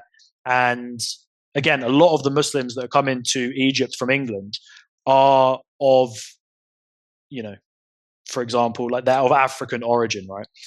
So one of the brothers forgot his phone. So a new group of people came onto the court. And so the group of us left. He left his phone on the bench. And subhanAllah, bro, he was so timid to go over and get the phone, because he come over, he said, oh, my phone's underneath their bag. And I was like, just grab the phone, lad. And then the other brother looked at me and goes, nah, mate, like you don't get it. This brother is cautious to go over and get his own phone underneath this other group's bag because of his fear of they're going to, you know, they might think he's trying to steal something from their bag. He's just going to get his own phone. I would never be timid. I would never be apologetic for going to just get my own thing. And if somebody accused me or even suggested it, I'd then push back on them and be like, are you mad? Like, what? Do you know what I mean? So my concept has changed of the way that people will perceive, for example, white people. And obviously I'm a white person. So definitely it will create a tension and a negative association that will be more problematic for just the British ethnic minority, that I think is really, really sad. To be honest, to answer your question about Nigel Farage, and bearing in mind, my family are conservative, reform type folk, right? And they're good people. They have hearts, right? But the reason why it gains traction is for this very reason. The borders, in my opinion, and bear in mind, like I say, my son is half English, half African, right? So my son's going to speak, you know, multiple languages. One of them is going to be an African language, and inshallah Arabic as well. Of course, that's the most important language. But my point is that, like, I love, obviously, my wife, my mother-in-law, my son. These are African folk, right? So these are immigrants to the country. My point is that it's absolute. If you look at the modern nation state, it makes absolute sense for the modern nation state to have its own interests at heart. I mean, I think sometimes people, the modern kind of liberal people, get a little bit lost on this kind of like this really broad multiculturalism, we're all in this together type thing. That's great. That's beautiful. I love that harmony, you know, all hold hands and, you know, sing in a circle and stuff. But the reality is, certain countries have certain resources, and obviously they should prioritize the citizens of that country. That's the whole point of being a citizen. That's the whole point of having a country. So I certainly agree with the notion. And I know I almost feel bad saying it. I know the perception I'll get from, you know, friends I grew up with who are liberal and stuff. The reason why Farage and Trump are winning at the moment is because they should shut down the borders. That's the whole point of having Mexicans and Americans. It's the whole point of having British people and, you know, whatever other people that are coming. So I get it 100%, but the problem is that shouldn't then translate to it's difficult, man, to get past the ethnicity thing. And that's something that, alhamdulillah, Allah has blessed me with, that it's shocking to me that people would have that. They, like I say, the content of one's character rather than just like their appearance and stuff. Don't judge a book by its cover. Do you know what I mean? So the reason they're getting traction is because they're prioritizing the land, the people of the land itself. But it's a difficult situation, bro, politically. And I think that when I look at my own life, my own children, I want them, first and foremost, their identity to be Islam. Obviously, I want them to understand. If, for example, if I could use it's a little bit off track, but it is somewhat relevant, about you saying that, for example, you dated a Pakistani girl. Like, I want my children to be able to, of course, understand and treat other people with respect, to not be kind of blind to the different ways that people live. But that, for example, shows me that you hear this a lot, that people, like say, the the only person that a Muslim woman, or a Muslim girl, Muslim woman should be with is a Muslim man. That's like written into the religion. So I would want to protect my children from basically being, it's a fine line. Integration is a fine line. Like, for me, what's an interesting thing is, like, when you have like Jewish schools, Muslim schools in a multicultural society, what I find the balance is that I think that, for example, religious schools are a good thing, because these people need to understand their religion. They need to understand, but what they need to do is not then alienate and ostracize and disrespect people who are of a different. That's not Islam. In Islam, we are very clearly called to respect human beings. Like, it's, I think that's what it is. And I think, as you say, it's a fine line. I mean, I can understand you have different thought process and sometimes just ways of belief. Like, I interviewed a Muslim before, and we kind of went into a bit of a deep dive and stuff where, relationships and stuff like that came up as well. And he was saying similar, I believe he could have been a Pakistani brother still. And he was saying that, the same sort of thing, that, the men can marry different women, but the women, it's a bit more tricky and technical. Now, I kind of agree with what you're saying. And I think, just the whole integration aspect and some of that stuff can be technical if you don't have something that you both on the same kind of I don't want to say path with and stuff like that as well, but it's kind of how you deal with people, because even in my situation, I felt as though it was the mindset of some of the relatives. It wasn't necessarily just from a protection aspect. It was sort of like, well, you're not one of us, so we're kind of going to judge you this way, which is wrong ultimately. Yeah. It doesn't matter, I guess what you follow, but the thing is, even, fundamentally, even as a Muslim, if you wanted to probably bring somebody into something that, you do things with an open kind of open heart and an open way, but some people are very closed off anyway. And then, sorry to interrupt, brother, but this girl, she wasn't practicing Islam, and I don't wish to judge. Not at all. She wasn't praying. She wasn't wearing hijab. This is one of the ironies, because I think her family made her wear it at one point. She used to speak not like adversely against it, but in terms of her own experiences and stuff, and so. That was kind of like, because I'll keep it real, even if it was something that I was going to say, what, I'm going to look into, or this, that, and the third, it wasn't something that she ever seemed like she was into as such, what I mean? She was a practicing Muslim woman, bro. A practicing Muslim woman is wearing her hijab, keeping her head down. She's not. This is a westernized. But this is what I was saying to you. What I was saying in terms of their parents having them here in the UK, they must have a. I don't want to say expectancy that to know that there's people that are growing up here. They are going to grow up with a different sort of mind state and outlook. Whether I guess whether they agree or not and stuff like that as well. And I think as you said, you can't really tell somebody if they are or aren't a Muslim.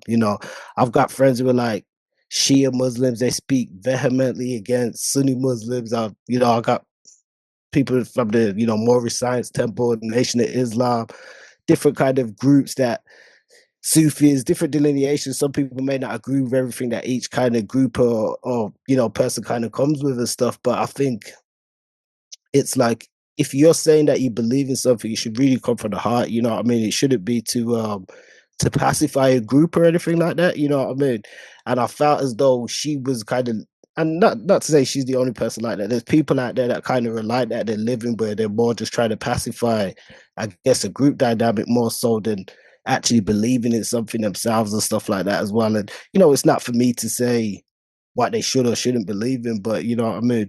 I think we do see a lot of that just in society and stuff as well. And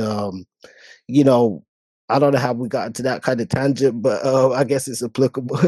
Well, could I just let me say this one thing, which is that, to be honest, the whole thing is problematic because in Islamic context, a large proportion of the Muslims that came to the United Kingdom, with Islamic knowledge, they came impermissibly. In fact, it's, for example, like as a Muslim man, I want my children to be raised in a Muslim environment, which that's not the UK. So to move from the lands of Islam to the lands of belief, to the lands of disbelief, to the lands of not Islam, is not even permissible, unless you have to do it for, again, because the Sharia is very relative. That's a very broad statement, but unless it's for specific reasons, like, you're fleeing war, legitimate war, or, it can't be for the dunya. It can't be for this world. If you're moving, and I said, like, I understand that's within every person's, like, it seems reasonable. I need to move my family to somewhere more prosperous. But to move for this world, when the whole point of Islam and the Muslim is that you prioritize the next world over this world. That's the whole point, is that you sacrifice your desires, for pleasure, your whims, your fantasies, money, power, girls, whatever. You sacrifice that to purify your soul, to have a smooth transition into the next life. As Allah tells us in the Quran, the angel of death will come and rip our soul from our body, and those who do not have pure souls, they will resist. It's almost like, I don't know if you've ever had an operation before, when you have, like, they either inject you with some anesthetic or you have the mask, and as you start to, like, go unconscious, I certainly remember one time I was resisting it. I was resisting becoming unconscious, but obviously the anesthetic is going to do its job.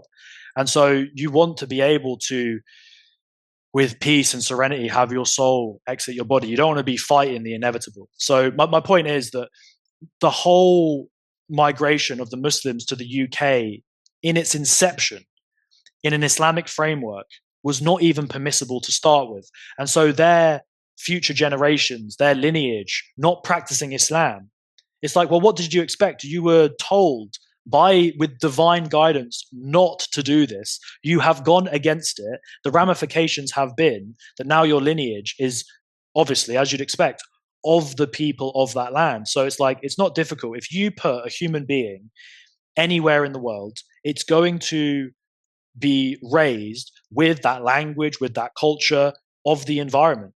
So if you're a Muslim, the best place for you to be is amongst other Muslims. The UK is not a Muslim land. Well, I think there's you make some great points. I interviewed a brother before, a black brother. He actually lived in Saudi Arabia and spent a lot of time out there. He's from the UK, but he actually moved out there, and I believe he went to school and stuff out there as well. So he shared some of his story and his experience. But I think there's kind of a twofold aspect to what you're saying, and I agree to a degree.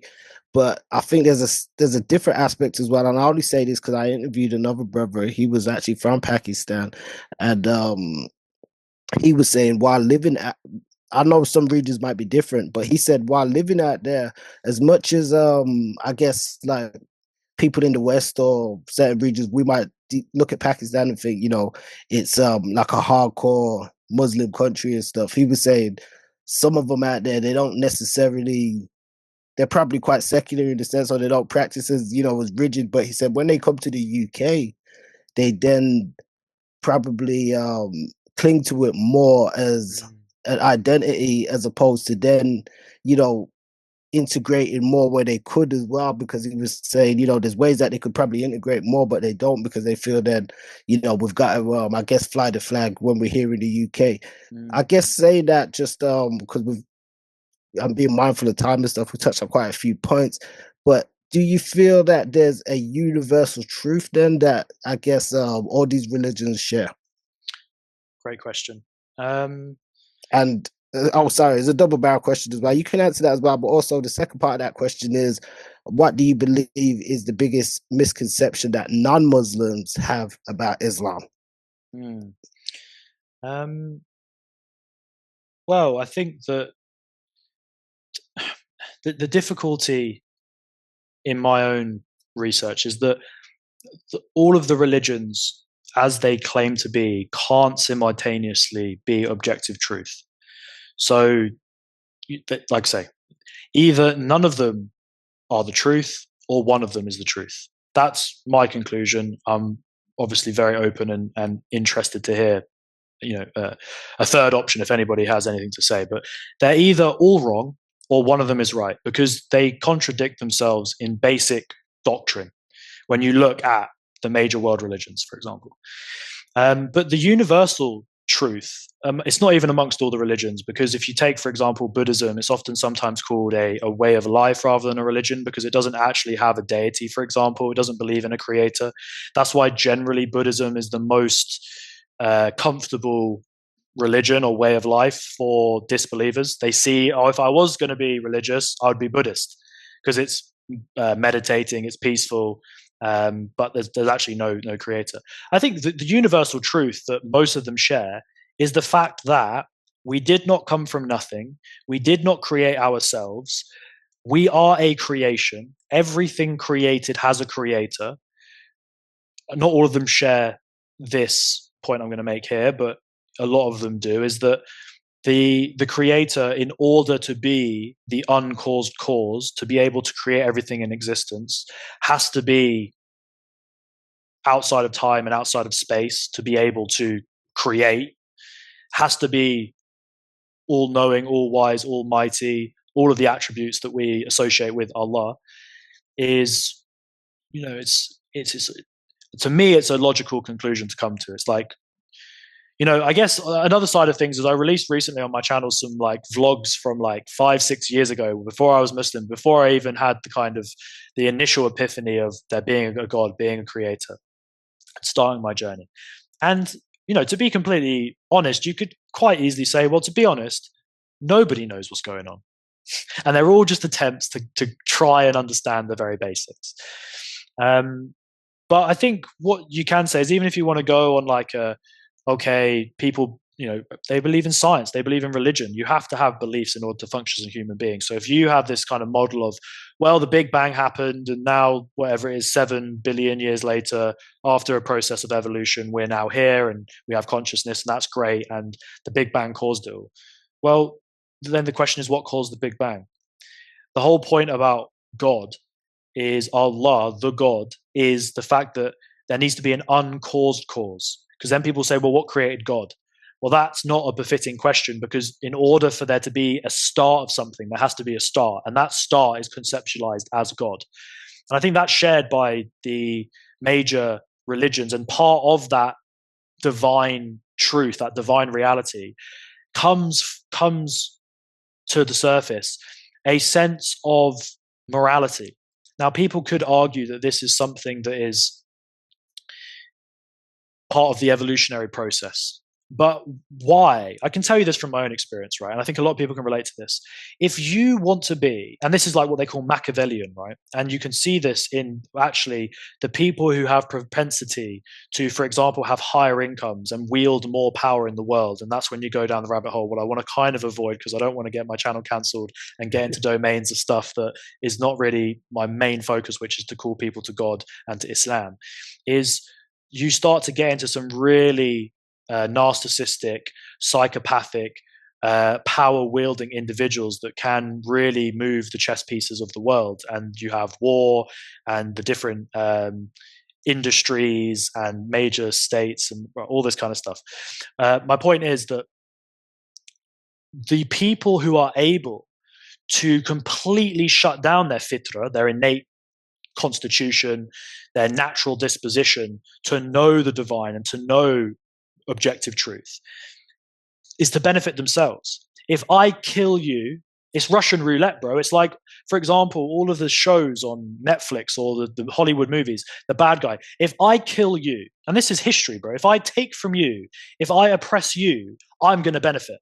And I'm going to get away with it because if there's no truth, there's no God, there's no justice, it's me versus you. And if I win, I take your stuff, I improve. It's like a game. Ding, ding, ding, ding, ding. I have more resources. I have more points. My lineage is better than your lineage. This is not Islam, bro. This is Islam. The whole thing of, or any of the major religions, is what they're calling to, is that even though it will benefit you, quote unquote, in the material world, to exploit people and to be what we would consider immoral, you don't do it because it's not right. So that's the whole sacrifice of religion that I think that a lot of the traditions will share. You sacrifice the drive, which will be present depending on how intense the situation, because we're all, and this is what we see in countries like the UK, even when tensions rise, you start to realize the truth of, or how fake, for example, if the internet goes off, the water goes out, right? The food sources stop.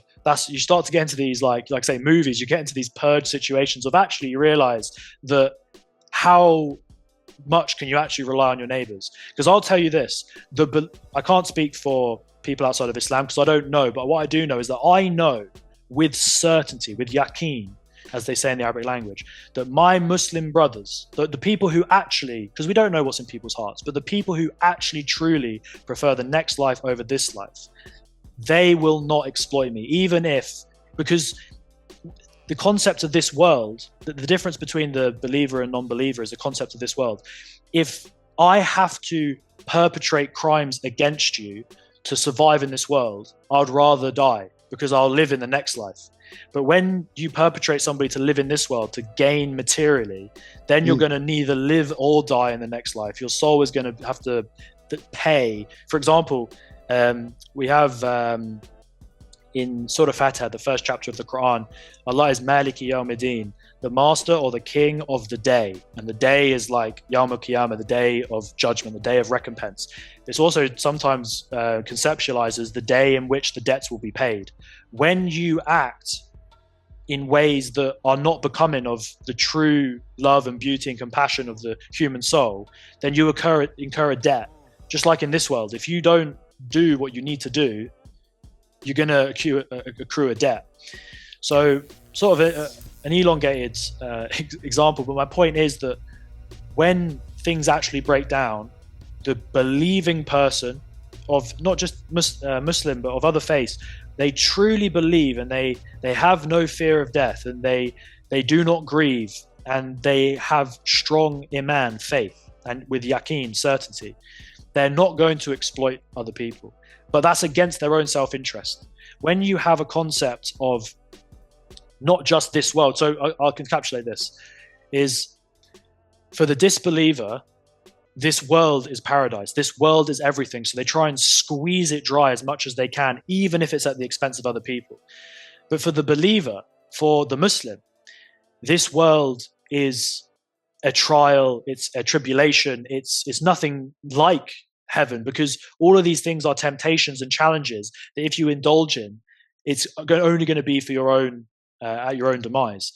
And so I think what they all share is this sense of the soul, of meaning, of some kind of truth that feeds into ethics and morality, and all of these things we can't touch, and all of these things that we can't actually language. The limitations of language don't even allow us to quite grab its reality. Language only allows us to explain the very thin layer of reality of visible light which we have. That's why Allah in the Quran will, when explaining metaphysical, beyond this world concepts, he's going to use stuff that we understand, like Jannah is a garden.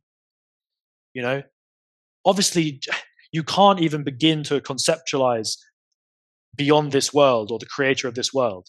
So he has to use very basic language for us to even have the slightest comprehension of it. So they do share some basic beliefs, but you can have a part of the truth, but not the whole truth. Obviously, I'm biased. I'm Muslim. I've accepted Islam, but I did say at the very beginning, I had no skin in the game, and it was much easier for me not to embrace Islam, bro.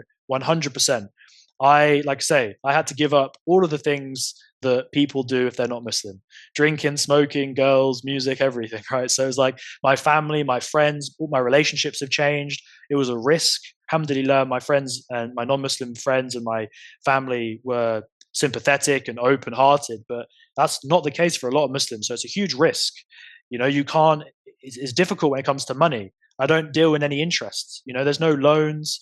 You've got to stay away from so many things. So I think my main thing I try and get across on my channel, Anglo-Islamic Gentleman, is the fact that I've come at it from, no skin in the game. I've come to this conclusion, and I have to, in order to just be true to myself, I have to follow the principles of Islam.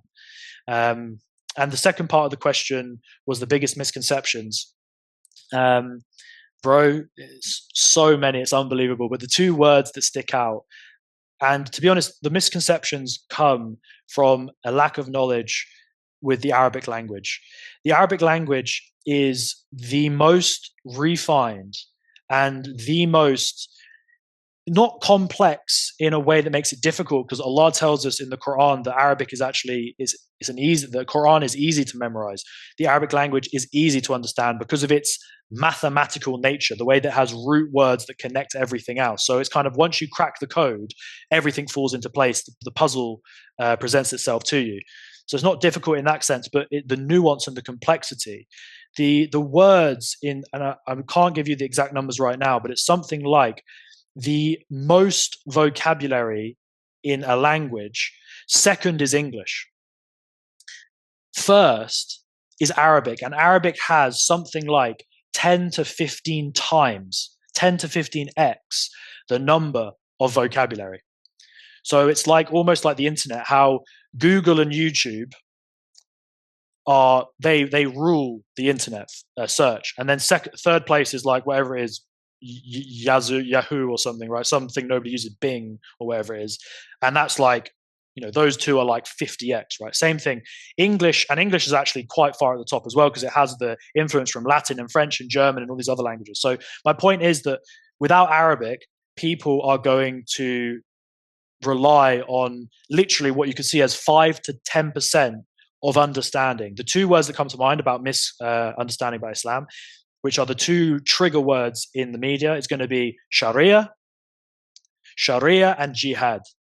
So we just use these two as an example, and I'm aware that I'm kind of going on a bit, is that Sharia, people will say, the first mistake people make, which is gives us the evidence of their ignorance, is they say Sharia law. Sharia means law. It actually means something more deeper and nuanced than that. But one of the translations, for an English word, you're going to have, based on the vocabulary relative nature I showed you, for one English word, you're going to have at least 10 to 20 Arabic words that attempt to get nuanced points from that one word. And the same thing, when you have an English word, you're going to have a vast number of Arabic words that can take different elements of that word. So it's got this depth to it. So Sharia, one word that in the English language that could describe it is law. So when on GB News, and don't get me wrong, I go down to my grandparents' house, I go to my mother's house, they got GB News on, bro. I do see myself as kind of in a strange way. I know I'm a strong Muslim and everything, but in many ways my upbringing was very English, was very British. I've got a love for Britain, right? I kind of quite like GB News in a sense. Now there's a lot of stuff that's wrong with it that I disagree with, but my point is that when on these channels, on these platforms, they say Sharia law, this has already declared their ignorance. Sharia is an incredibly, it's a whole, you need a PhD in it to get close to it. It's like thermodynamics. The average person can't tell you one thing about thermodynamics, or can't even, something even more simple, economics. They can't tell you one thing about economics. A normal person, thermodynamics, they think heat. Economics, they think money. You can just give us one word for a whole discipline that people have PhDs in. Sharia, the science of Sharia, you can get a PhD in this, right? The point is that it's an incredibly complex social and legal system that is incredibly relativistic. So, for example, growing up, do forgive me for going on, but I'll give these two, Sharia and Jihad, two huge misconceptions about Islam that actually push people away and get people really kind of full attention. Is that I remember, for example, my dad, I remember this because I was a child, I was born in 96. I remember as a young kid, my first memories, seeing like the Afghan, Iraq situations, Blair Bush on the news and stuff, my dad telling me about this. And he'd been a bit like, we don't want all these, this conflict here and that. These people are, the kind of jihadi, terrorist, Muslim type folks. The Sharia, we don't want the Sharia. That's the big one. We don't want the Sharia in the UK, right? That's you hear that, of course, because they'll start cutting off hands, because they'll start lashing people, because they'll start killing people. These are the big things that you hear, right? These punishments are incredibly relative and nigh on impossible to implement. So what it is it's a deterrent for incredibly extreme cases that mean that 999,999 out of a million, this never happens because of the strong deterrent. And you see this in weaker societies where, for example, there are not strong deterrents. Take the UK. The prison system in the US and the UK is one of the biggest jokes. So now getting to a different political situation, but I think we can all agree it is incredibly discriminatory against people who are, they say, committing crimes. This is a way of life for people because they don't have other options, right? They're of the lower socioeconomic demographics. These people are often more likely than not of ethnic minorities. So it's basically a form of oppression on poor foreign people to come to this land and be pushed into a system. My point is that it's easy to commit crimes and there's no punishment to commit crimes. So it's not even a crime. Take, for example, smoking cannabis, bro. This is illegal in the UK, but nobody sees it as illegal, do they? The law, unfortunately, the law in the UK is a joke. In Sharia compliant countries, the law is a serious thing. So people, for example, say, go into Sharia compliant countries. Are you not worried? Well, the thing is, bro, I'll use this final example because I don't want to go on too long, is the cutting of the hand in the Sharia. This is true. This doesn't rock my faith one bit, and I'll tell you why. Because this is a good thing, and I'll give you an example. Because if, for example, somebody is a pauper, they're a homeless person, they have nothing. If this type of person steals, right, there's no, under Sharia, there's nothing. In fact, what it does is it highlights to the society has done that person a wrong. The society has actually broken the Sharia, not the individual who's hungry and steals an apple. But in the UK, and I've seen it myself, brother, the homeless people that try and steal a sandwich from Tesco because they got dirt in their fingers and they got no teeth and they're hungry and they try and steal a sandwich. And then the security guard smacks them to the floor and the coppers come, take him away, put him in the prison system. He's in a cycle of destitution, right? That's messed up. In Islam, the very reality of that person stealing food, for example, means that the society has broken the Sharia and the society has an obligation to lift that person up and support them. The homelessness in the Muslim countries is Egypt, bro. This place is got huge amounts of poverty. The homelessness is not like the homelessness in the cities in Manchester. It's different, bro. And if you go to the wealthier countries around the world, Muslim or non-Muslim, homelessness situation, the prison situation in the UK is a massive joke. The whole point with the Sharia is that the whole cutting of the hand thing in Sharia is when you, and it's very nuanced again, when I step to you with a weapon, that's unfair in it. If I step to you and I try and steal from you man to man, the punishment is actually less because I've given you an opportunity. This is maybe the macho aspect of Islam. If I step to you man to man, arm to arm, and I try and rob you and I take from you, it's still wrong, it's still punished, but at least you had a chance to fight back. If it's a group or you have weapons on you, this is unfair because now what you get, and you get this in, for example, London, you get it in the UK, you get it in the US. If you now have armed robbery, that's the breakdown of society. There's no protection. One of the rights of human beings under Islam is to have basic safety. And how can you have safety when you have armed robbery, when you have no defense? Somebody comes to you with a knife or a gun, comes to you and your family and takes all your stuff. It's what I said earlier, isn't it? The evil of, I'm going to just take from you because this is all there is. There's no justice. There's no God. There's no afterlife. I'm just going to steal your stuff. So the cutting of the hand is that kind of example. And to be honest, maybe I'm extreme, and I am open to people. I like to think of myself as an open-minded fanatic, if I am one. That I actually think the punishment for armed robbery is a joke, bro. Let's say they go in for X number of years, and then they come out. Bro, you can't go to prison for a handful of years for armed robbery. You are literally the epitome of the breakdown of society at that kind of point. So and suddenly, if people, let's say, there's a brother in Manchester or Birmingham, some big man who's running around, armed robbery, Moss side. I don't know what the Moss side of Brum is, but Moss side's fine now. Mashallah, I pray in Moss side all the time in Manchester. But rewind 20, 30 years ago, it's got that reputation, right? Suddenly, the Donny, who's got some kind, he brings out his guns and he does armed robbery. He goes inside and he comes out with 2 nubs. He can't even hold a gun again.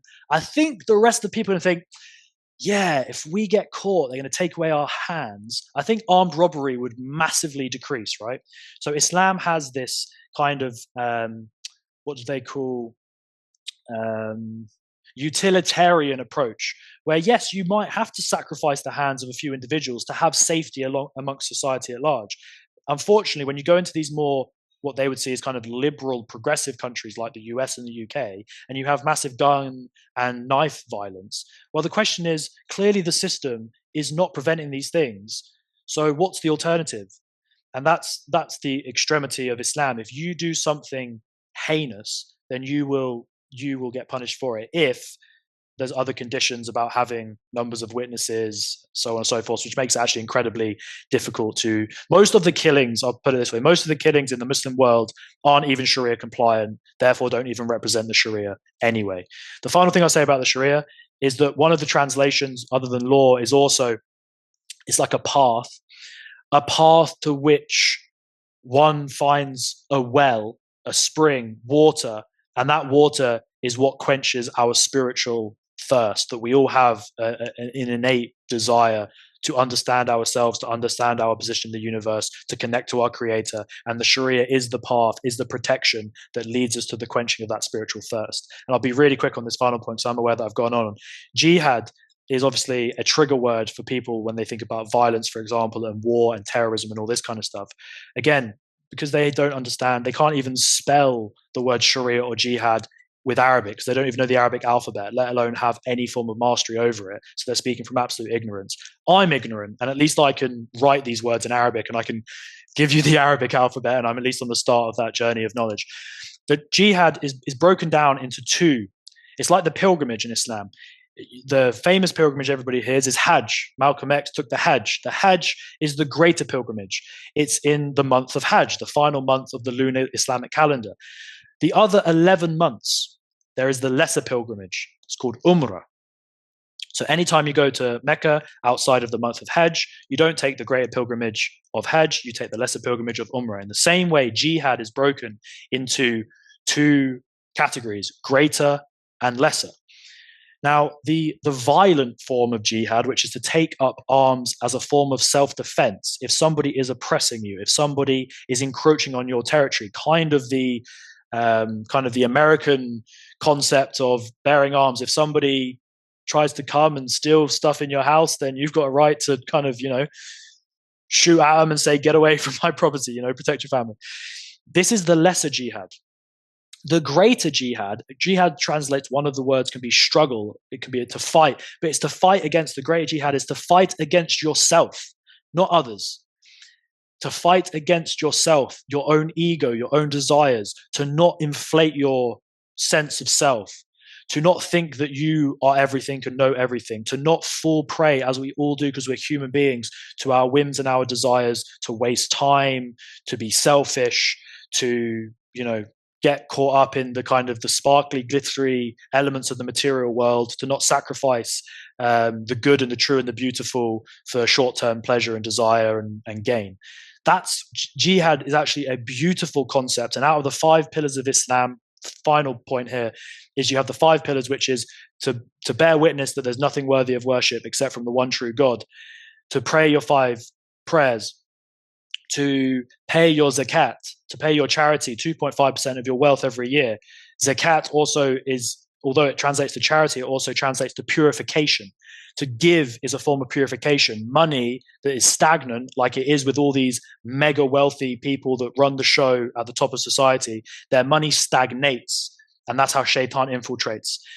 Purification of money is a flow to give your money to the needy, to fast in Ramadan, and to make the pilgrimage to Mecca if you are able to financially. But it is said that the 6th pillar, if there was one, would be jihad. Now, jihad is not, like I say, predominantly a kind of unsolicited, aggressive attack on innocent people. That being a misunderstanding of the lesser jihad, but actually a fight and a struggle against one's own self to live a moral and righteous and virtuous life. So there's the misconceptions of Islam, bro. We could be here all day, so I'll finish that. I do apologize.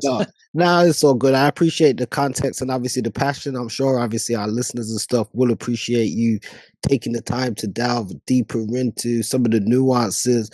We'd definitely love to have you back on in the future as well. Maybe we can dive deeper into some of the other concepts just around, like you were saying, jihad, Sharia, other things that people might have questions about and stuff as well. So we're definitely looking forward to setting that up as well. We'll definitely encourage everybody to head over to the Anglo-Islamic Gentleman YouTube channel.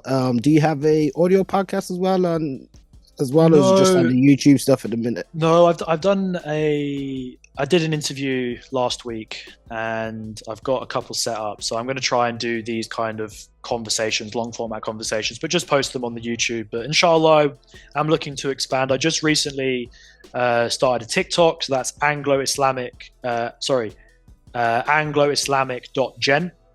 Anglo-Islamic.Gen on TikTok. And I just give obviously short format kind of reminders to people, you know, to be patient, to be grateful, to appreciate this world, to, you know, give praise to God, to get focused in on like improving your knowledge, just different basic reminders, different narrations of the Prophet Muhammad sallallahu alaihi wasallam, and kind of different mini quotes from the Quran, things that Allah subhanahu wa ta'ala says. And so that's slowly building the short content, but I do hope to kind of expand out into maybe just do an audio only version of what I'm saying. But even though, I mean, I'm coming up to, it's 11 months that I've had the YouTube channel, and it's like 1 month since I've done the TikTok.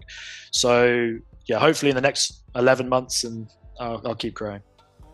Well, no doubt, man. We definitely will be tuning in. We definitely want to big you up for joining us and say, keep up the great work and stuff as well. We definitely appreciate you extending some conversation with us. We will want to have you back on in the future. Inshallah. Like I said, we can look at some other stuff as well. So much love and appreciation. Much love. Thank you, man. For guys listening over at Spreaker, do let us know your thoughts. If you want to email or drop them on the website, we're powered by Bout Dat Online.